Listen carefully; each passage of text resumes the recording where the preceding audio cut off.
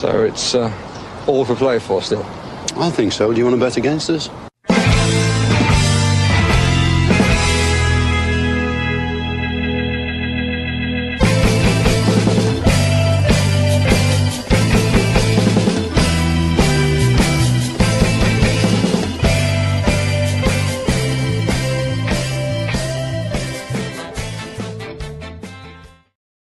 Hello, Aston Villa fans, and welcome to For the Love of Paul McGrath podcast. And what a great night to be involved in Aston Villa football as we go to Basel and to the St. Jacobs Stadium.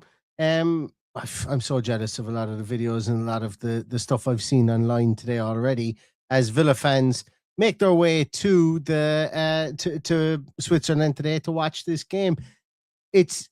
It's actually quite a pivotal game, I suppose, with regards to the Europa League, because just looking at something that Stato put out there and actually just looking at the way the games are going at the moment, Midtjylland, Braga, and Betis all winning currently at the moment. It means that Aston Villa need to win to keep pace. But the good news here is that Midtjylland on 15 points are top of the league. Aston Villa win today, they go 15 points, and go get this win today and keep pace with the top of the league, specifically with Midtjylland as well, and see where we go. Paddy is going to join me. Oh, there he is. Let's get Paddy in there. Paddy, how are you doing from your hotel room? I'm good. How are you? I'm good, except my I'll be better now when I click on this. Actually, I won't because it's not working. Right. Anyway, we'll have to work with how it's going. Yeah, what are your thoughts on tonight, Paddy? I know you probably have to go in about 10 minutes, so you might just about see the team. So I'll get your thoughts first. Yeah, look, it's a big game. We need to win it. We need to take the pressure off heading into the last couple of games. Be nice to finish in the top 8. Be nice to finish top and not have to worry about the second leg being away from home at any stage. So fingers crossed that that's how it works out. But it's not in our hands. We're relying on other people to do other things. So it's a big game. There's people over there spent an absolute fortune on Swiss points. I hope they get what they deserve, which is 3 points on the board. And by the end of the evening, Villa in a commanding position going into the Christmas period, and not having to worry about Europe until the end of January. Well, the good news, Paddy, is you said we're relying on other teams to do us favours. I don't think that is the case anymore. Basically, win tonight. Put it this way, and I'm not saying Aston Villa are going to win by 3 goals, but if Villa win by 3 goals tonight, we will be top of the table. Good stuff. Which is great news. Win tonight, and we will be second, or we'll be joint top with point gap to Betis, 2 points gap to Braga. Lyon can obviously join us. They're playing as well at the same time. Lyon playing again? I looked that up earlier on.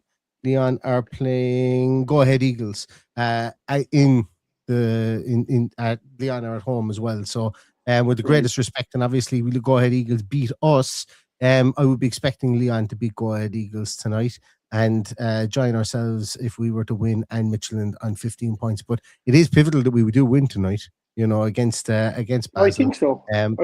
Yeah. Because we will I won't say require snookers, but we will require others to kind of drop points then at that stage, I think. Because it means that we can't just win out and get the top 2 positions like we want to. I think it's 24 years, I think, since we played Basel in the Intertoto Cup, which I think we won. We did. We won the second leg. Did we draw the first leg? And I think we won 4-1. I read it somewhere, and David Ginola scored in that horrible NTL jersey. 24 years ago. How mad is that we're talking about this 24 years later? But look, it's a game that we can definitely win regardless of who we put out. And I know we've only got a few minutes before we know who that is, and I think that's the most important thing tonight, to see how he approaches this game. Does he approach it with Sunday in mind, or does he go for a ball headed? So there's 2 ways of looking at it. We don't know. We never second guess him, and we try and pick the team as we would, but who knows? Who knows? I think it's going to be strong tonight. The more I've looked into it, I think it's going to be very strong. Carrie says that the guy who's reffing today was the ref for Ireland versus Bulgaria in March 2025. I probably didn't watch that game, and I'm going to be really honest. That was one of the toughest eras of football you could ever watch. I mean, genuinely, you'd be close to sandpaper in your eyes than watching the Irish team in March of this year. It was that bad. So I don't have any recollection of a referee or that game, because I think I probably had invested in one of those Men in Black things, and I went and just forgot everything afterwards. So I don't know. I don't remember him. And I don't either. And we're 1840. We have a team. Should have a team, have we? Yes, Good stuff. We have a team. Go for it. I was too busy trying to get my Men in Black joke in there. And yes, look, I'm not going to say that Mystic Neil strikes, but Mystic Neil seems to have struck here. Not only did Neil use Victor Lindelof as the poster boy for his podcast this time, but so of Aston Villa. There he is, Victor Lindelof. I just had an inkling he was going to play. It has massively changed the squad. I fully expected that. We've Bizot and goals, Cash, Konza, Lindelof, Digne, Bogard, Onana, Gassand, Buendia, Sancho, and Marlon, with Oakley and Wright. So two really young kids in the bench. No Emi Martinez. We've Matson, Garcia, George Hemmings, McGinn, Kamara, Tielemans, Rodgers, and Watkins all on the bench. So yeah, it's a very much changed team. Not too dissimilar than I would have expected. I thought that Gessan might have been out because of injury, but he is back. And as I said, Paddy, are they your socks? You putting on your socks? I wasn't sure what they were. Willy warmers. I wasn't. No, definitely socks. Definitely socks. But so no surprises in that team, is there? So look, it's strong. Like what more do you want? You've got a really decent team. It's strange to see Emi Martinez hasn't even made the bench, but not that that's a talking point. I think anybody that's out there now is capable of doing a job for us. As you correctly say, Bizot was my one that I assumed was going to play tonight, and Lindelof was yours. So I still expect nothing more than a win, and that's a testament to what we have in reserve. We've a really, really good side. So I'm looking forward to this. And when I say I'm looking forward to it, I won't see it till tomorrow because I'm going to the Christmas party. But I'm looking forward to see how it pans out.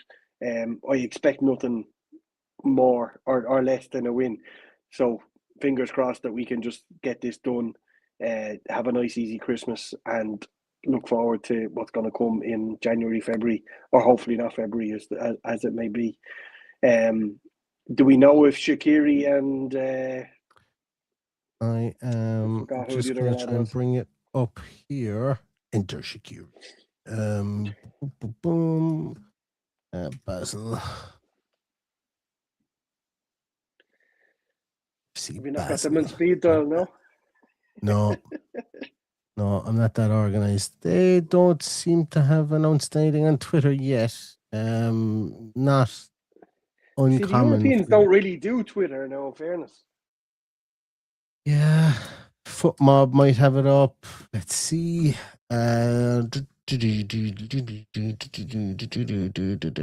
it looks. Yeah, they do. They have it up here. So let me share. Oh no, remove. I'll bring up the other screen.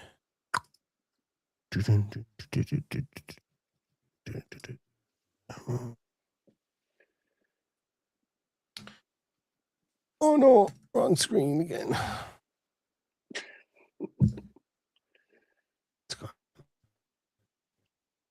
Get out of there. What have you done? Oh, there we go. So that's the team. That's the Basel team there. Hits and goals.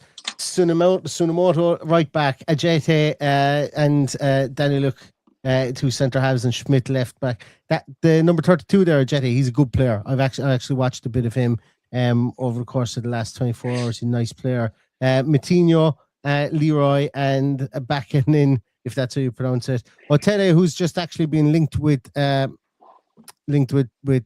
Birmingham City linked with making a 10 million bid for that number 7, Otele. Shaqiri is up top, and then Benny Traore then on the right hand side was another tricky customer, Ivorian winger there. So they've gone very, very strong for this game. I'd be surprised if they do play that 4-3-3. I'd be very surprised, to be honest with you. So if they are do you play that saying 4-3-3. there's no Shaqiri and no Albi Najeti? Shaqiri's there. Shaqiri's He's there. there. He's playing. He's playing like he's a false 9. All right, I took Looks off no my Albi glasses to Najeti. try and see it, but they're tiny. They're tiny. I can't see it. Yeah, sorry. Yeah, he's playing anyway is the main thing. Let's see, is there? Yeah, they don't have any substitutes listed here just yet. Okay. But that's yeah, I'd imagine he's on the bench. Albi Najeti if he's fit, because he isn't in there as an injured player. So yeah, listen. It's here as a 4-3-3. I'd be absolutely blown away if that was a 4-3-3. Specifically, if they're going to try and play Shaqiri as a straight number 9. That's probably not going to happen. I would imagine Shaqiri will drop really deep. I would imagine this is probably going to be something akin to a 5-3 or 5-4-1 in some aspects, or something along those lines. But we'll know, I suppose, after 2 minutes. It'll definitely be a bank of 5. They're going to hope to hit us on the break for sure. And we know that pace won't be Shaqiri. So you're right. He will sit in a false 9 or just in front of whoever's sitting in that 2 of the 2 6s. But there's nothing for us to fear, only ourselves. So approach it a little bit better than we did against Go Ahead Eagles. Be a little bit more solid and just have a little bit of patience. But you know, we've got to believe that this is going to be a win, and I'm going to take nothing less. I'll be disappointed if it's anything less than a win.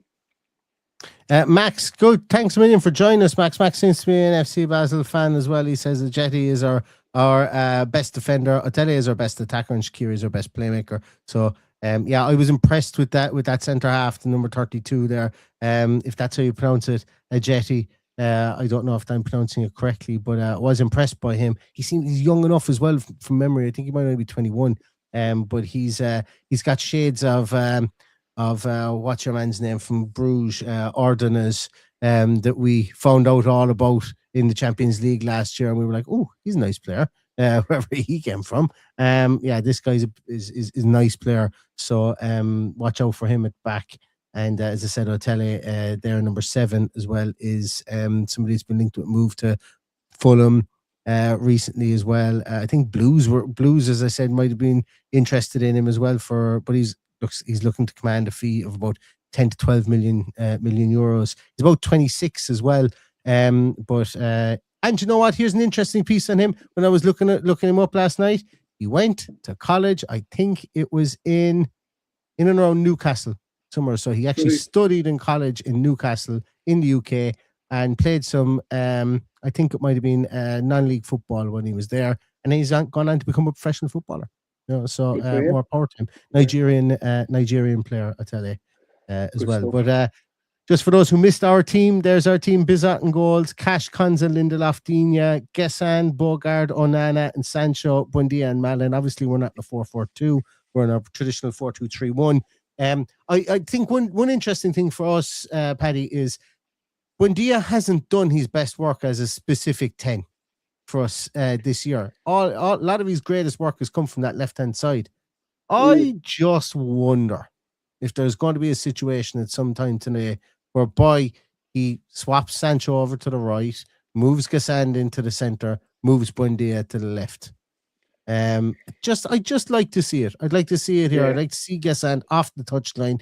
I'd like to see him maybe making a run into the box to try and get on the end of things, as opposed to trying to be a provider from that right hand side. I will continue to say it. Evan Gassand may have played off the right. He played in a completely different position off the right last year, and half of the games he played last year for Nice, he played up top. So we're certainly not seeing the best of him, that's for sure. But I think a lot of it is positional, and I just really want to see him in that 10, just playing off Malin. You know, I'm not saying that he has to be in a 10 like Tielemans would be or like McGinn would be when they're playing there. I want him playing closer to Malin, just off him, with Buendia one side, Sancho the other side. Just like to see it happen. And I'm hoping that it kind of happens organically in this game at some stage, that he tries it for 15, 20 minutes to see, because that's where Gassand was most effective for Nice last year, was actually coming into the middle and doing his business from there, because it's fair to say that it's been underwhelming from him, but I'm willing to give him time based on the fact that from everything I've seen of him with Nice last year, yes, he has played on the right-hand side, but it was in a completely different remit. And also, as I say, half his time was played up top too, or played more centrally. So just, I want to see it. I think we'd be missing a trick if we didn't at least try it. No. And I'm not saying it's going to happen, but who's to say he's not playing as the 9 tonight and Malin off the right? We'll wait and see what Unai does. It'll be interesting to read about it before I see it. I'm going to have to leave you in a second, by the way. But I'm optimistic. I think there's a couple of players in there that need to step up to the mark. One of them being Lindelof, one of them being Gesson, and I believe it's going to happen. And I'm going to predict that Gesson scores tonight and we win 2-0. Okay, Gesson scores tonight and we win 2-0. I'd take that. I would absolutely take that. I think everybody would. I made my bold prediction on 1874 with Dan Bardell. I said Lamar Bogard was going to score tonight. I'm going to stick with that. And I'm going to go with a 3-1 win. I think we're going to concede. I think we're going to go with a 3-1 win. Bad. I hope so. But look, once again, and even for Max here, we're a more level-headed podcast. We're not saying Villa are going to come in and steamroll. This is us talking with our hearts more than our heads. Absolutely. It's obviously a dangerous game, trap game here. Basel haven't lost in their last 7 home games, I think. The only team that's on a better home run, I think, in the competition this year is Aston Villa. So they've beaten, if I'm not mistaken, Basel have beaten Stuttgart. They've beaten, did they beat Eintracht Frankfurt at home as well? I think they've beaten Steaua Bucharest. So they've beaten some pretty decent teams that have come to St. Jacobs Park. But so Villa will have their work cut out tonight for sure. They really, really will. And I think any win would be great to come home with. The reason I went with 3-1 was because I just want to see goals. I want to see goals, and obviously I want to see Aston Villa win. So that's it. Hopefully we don't succeed. It'd be nice to get a come out with a clean sheet. But once any type of win, as I've said for the last few weeks, keep it going. Keep getting the points on the board, and we'll be in a good place. I've got to run. Go on, Paddy. Go away and fill your boots. Soon. Good luck. All the best. Good luck. Right. Nearly knocked myself off there. I think I'm not going to stay too much longer either, guys, just because I want to get ready for the game, to be honest with you. And it's great to have someone else to talk to, because it means that I don't have to go on my long soliloquies and bore you all. As I say, Paddy's going for 2-0. I'm going to go for a 3-1. Say any win will do for us tonight. Want to pop your scores into the chat room there, and I will go down through them, and then we'll wrap a bow on this one, and I'll let you guys go and get ready for Aston Villa versus Basel. I have also, as always, we will throw you directly into AVFC Stato stream for his watch along, and he will throw you directly back into us afterwards, because we'll be back on with a post-match podcast immediately on full time as well. So I hope you come and join us for that. Well, you'll join me, because Paddy will be up to his waist in Heineken, I'd say, at that stage. So I will probably be here on my own. Well, I definitely will be here on my own, because I know Paddy won't be joining us. Won't be joining us for the post match as well. So I see all the scores are coming in here as well. Where are we? 2-1 says Black Country Villain. Well, 2-0 says Stephen Hughes. 4-1 says Rich. 1-all says Real Villa. Stato's going for 3-1. C Juice is going for 2-0. Michael Richards is going for 3-1. 4-1 says John Steele. Michael Huggins is going for 3-0 Villa. Osgerm's going 2-1. Luca Wooding going for 2-1. McCarry's going for 1-0. Paul Miller's going for 3-1. Garrett's going for 3-0. Sniffrat's going 3-2. James Frankham's going for 3-1. 2-0 says Fuzz the Duck. 3-0 says Steve Broadbent even. Dave Dams is going 3-2. Max is going for 3-0. I presume that's Max. Is going for 3-0 Villa. Roger Moore, brilliant, is going for 5-2 to Villa. Fitpex is going for 1-0. Jerry is going for 2-1. A Granavilla living in Portsmouth. Oh, good to see you, Jerry. Anne O'Grady's going for 5-1 to Villa. Now that would be some turnaround. Absolutely, that would be. As I said, all I want is goals. I don't care how we win, but I'd settle for 5-1. I would. Really random reviews is going for 3-1. Users something is going for 3-0 Villa. Dickie's going for 2-1. Paul Miller's going for 5. Oh, he says and 5-1 and 5. Wow, 1. That's the way I read that in my mind. Global Pilot's going for 1-0 Villa. Flange is in. You're never too late. You're in before the end. Flange is going for 2-1 Villa. Kylie, good to see you, is going for 2-1 Villa as well. And you know what? We're going to finish on Kylie's 2-1 prediction because it's an Aston Villa win, and hopefully that's what we do see tonight. And look, win, lose or draw, we will be back on full time with the Final Whistle podcast. So hopefully you come and join us for that. But I'm going to go and get ready for this game, and I'm really looking forward to be honest with you. The team that's out is a team I expected. It's not our best team, but it seems to be our European team so far this year. So let's see what we can do against a very well drilled Basel team, and a team that have lots and lots of skillful players in there. So obviously not one to take lightly. Any players that go out there need to be well versed and well drilled. And I hope that Aston Villa do go out there and put their best foot forward in this one, and keep in touch with the league leaders in Midtjylland, Lyon, Braga, and so on and so forth as well. So we will see you bang on full time for a Final Whistle podcast. In the meantime, everybody, stay safe, stay healthy, and all that's left to say is up the